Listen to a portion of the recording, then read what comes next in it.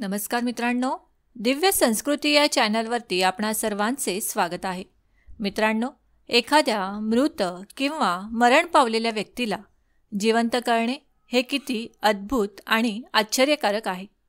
चकित तर तुम्ही झालाच असाल, कारण आपल्या शास्त्रात अशी विद्या व मंत्र आहेत. स्कंद पुराणाबद्दल सर्वांना माहीत असेलच. स्कंद पुराणात काशीखंड ग्रंथात स्वर्ग, नरक, पाप, पुण्य यापेक्षा खूप काही आहे. त्यात ज्ञान, विज्ञान, नीती, नियम, धर्म या गोष्टी आहेत. स्कंद पुराणात एकीकडे मृत्यूचे रहस्य आहे, तर दुसरीकडे जीवनाचे रहस्यही दडलेले आहे. वाचल्यावर कळते की त्यातही संजीवनी विद्येचे वर्णन आढळते. संजीवनी विद्या ही अशी विद्या आहे ज्याच्या आधारे मेलेला माणूसही जिवंत होतो. गुरु शुक्राचार्य हे दैत्य गुरु होते. त्यांना ज्यावेळी ज्ञान प्राप्त करायचे होते त्यावेळी ते ऋषी आश्रमात गेले. परंतु तिथे त्यांना सांगण्यात आले की तुम्ही देवादिदेव महादेव यांची उपासना व तपश्चर्या करावी. त्याप्रमाणे गुरु शुक्राचार्यांनी तपस्या केली. त्यानंतर भगवान शिव त्यांच्या तपस्येवर प्रसन्न झाले व त्यांना संजीवनी मंत्र मिळाला. पण शंकरदेवांनी एक अट घातली. ही विद्या तू वापरू शकतोस, पण ती दुसऱ्या कुणाला देऊ नकोस. दिलीस तर त्याला मिळेल आणि तुझ्यापाशी राहणार नाही. या ज्ञानाच्या जोरावर अनेक मृत राक्षसांना जिवंत केले होते. शुक्राचार्यांनी दैवी महामृत्युंजय मंत्र सिद्ध केला होता, ज्याच्या प्रभावाने ते युद्धात जखमी झालेल्या सैनिकांना बरे करायचे आणि मृतांना त्वरित जिवंत करायचे. इतकेच नव्हे तर भयानक राक्षसांना ते जीवित करायचे. त्यामुळे पृथ्वीवर हाहाकार निर्माण झाला होता. त्यामुळे असे राक्षस यांना कोणाचीही भीती राहिली नव्हती, ज्यामुळे ते पृथ्वीवर असणाऱ्या ऋषींना त्रास देत असत. यामुळे देव आणि दानव यांच्यातील युद्ध आणखीनच वाढले. याची चिंता सर्व देवी देवतांना वाटू लागली. तसेच दैत्यगुरु शुक्राचार्य त्यांची विद्या वापरणे सोडत नव्हते. जसेही युद्धात देवतांकडून दानव मारले जायचे तसे ते लगेच या संजीवनी विद्येमुळे जिवंत व्हायचे. त्यामुळे देवी देवता भगवान शिवाला शरण गेले, ज्यांनी हा मंत्र दैत्यगुरु शुक्राचार्य यांना दिला होता. हे जेव्हा शुक्राचार्यांना समजले तेव्हा भगवान शिवाच्या क्रोधापासून लपण्यासाठी ते वनोवन लुप्त होत राहिले, झाडीत लपून राहायला लागले. परंतु भगवान शिवाच्या क्रोधापासून आजपर्यंत कोणीही वाचू शकले नाही. मग दैत्यगुरु शुक्राचार्य कसे वाचतील? शेवटी भगवान शिवाला ते सापडलेच व क्रोधात येऊन त्यांनी शुक्राचार्यांना चक्क गिळंकृत केले. त्यामुळे भगवान शिवाच्या देहात दैत्यगुरु शुक्राचार्यांना घुसमटू लागले. पण त्यावेळी भगवान शिवाच्या क्रोधामुळे शिवाने शरीराची सर्व दारे बंद केली. परंतु शेवटी भगवान शिवाच्या उत्सर्जनातून दैत्यगुरु शुक्राचार्य बाहेर आलेच, म्हणून त्यांना उमा महेश्वर पुत्र देखील म्हणतात. पण यानंतर देवी देवतांना या संजीवनी विद्येसाठी चढाओढ सुरू केली. पण हे काम इतके सोपे नव्हते. यावेळी देवगुरु बृहस्पती यांनी देवतांसोबत एक योजना आखली. त्यांचे पुत्र गज याला शुक्राचार्य यांच्याकडे पाठवले. गज याची वैशिष्ट्ये भरपूर होती.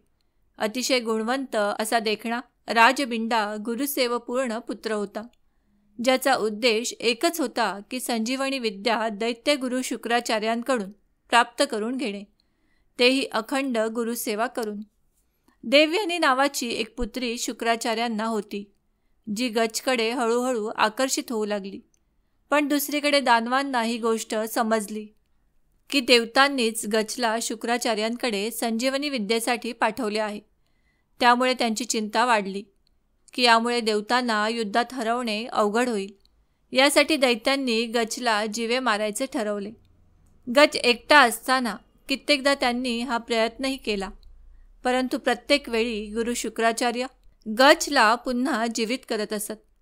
शेवटी एकदा दानवांनी गजची हत्या करून त्याच्या अस्थी पाण्यातून मिसळून ते पाणी शुक्राचार्यांना प्यायला दिले.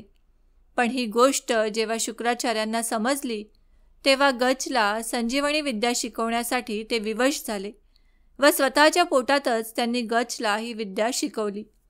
तेव्हा गज त्यांचे पोट फाडून बाहेर आले व त्याने सर्वप्रथम शुक्राचार्यांना जीवित केले.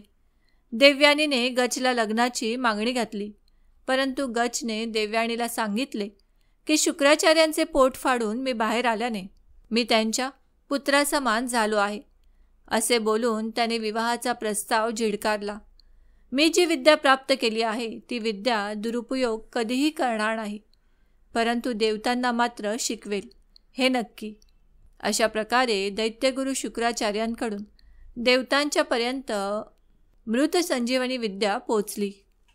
मित्रांनो, संजीवनी मंत्राचा उल्लेख गरुड पुराणात आहे. असे म्हटले जाते की या मंत्राचा जप केल्याने व्यक्तीला निरोगी शरीर प्राप्त होते, व्यक्तीचे आयुष्य वाढते. सिद्ध झालेल्या व्यक्तीच्या संगतीतच हा मंत्र वापरावा. हा मंत्र पुढील प्रमाणे: यक्षी ओम ओम स्वाहा या मंत्राचा संपूर्ण नियमांसह जप करावा. असे म्हणतात की जर एखाद्याने नियम जाणून घेतल्याशिवाय जप केला तर त्याचे फळ मिळत नाही. मित्रांनो, विधिवत रूपाने संजीवनी मंत्राची साधना केल्याने व्यक्तीमध्ये काही दिवसातच विलक्षण शक्ती उत्पन्न होते. जर कोणी या मंत्राचा नियमित जप केला तर व्यक्तीला अष्टसिद्धी आणि नवसिद्धी प्राप्त होतात. जर कोणत्याही माणसाने हा मंत्र सिद्ध केला तर तोही मेलेल्या माणसाला जिवंत करू शकतो आणि स्वतःसुद्धा मृत्यूवर विजय मिळवू शकतो. हा मंत्र म्हणजे एक अमृत आहे, ज्याने मृत्यूवर विजय मिळवू शकतो. या मंत्राच्या जपाने माणसाला मोक्ष मिळतो. संजीवनी मंत्राचा जप करताना जपाच्या दरम्यान पूर्ण रूपात सात्विक जीवन जगावे. मंत्र जपताना साधकाचे तोंड पूर्व दिशेला असावे. या मंत्राचा जप शिवमंदिरात किंवा शांत ठिकाणी रुद्राक्ष माळेने करावा. मंत्राचा उच्चार स्पष्ट असावा आणि तोंडातून आवाज येता कामा नये. जपकालाच्या दरम्यान माणसाला दारू, सिगरेट, शारीरिक संबंध, मांस यापासून 10 हात लांबच राहिले पाहिजे. पूर्ण ब्रह्मचार्याचे पालन करून पूजा करावी. मित्रांनो, इथे एक गोष्ट आवर्जून सांगावीशी वाटते की संजीवनी मंत्राचा जप केल्याने माणसाच्या शरीरात भयंकर ऊर्जा उत्पन्न होते, ज्याला प्रत्येक माणूस सहन करू शकत नाही. परिणामी माणसाच्या मेंदूवर परिणाम होतो किंवा त्याचा मृत्यू देखील होऊ शकतो. म्हणूनच या मंत्राचा जप गुरूच्या सानिध्यात करावा आणि हळूहळू जपाची संख्या वाढवावी. गुरु आज्ञेशिवाय हा मंत्र जपू नये. मित्रांनो, मृत्यूनंतर आत्म्याचा प्रवास कसा होतो, तसेच मृत व्यक्तींचे कपडे, दागिने वापरावेत का, या विषयांचे व्हिडिओ याआधी आम्ही बनवले आहेत. त्या व्हिडिओची लिंक डिस्क्रिप्शन बॉक्समध्ये दिलेली आहे. जर ते व्हिडिओ आपण बघितले नसतील तर ते व्हिडिओ देखील आवर्जून बघा.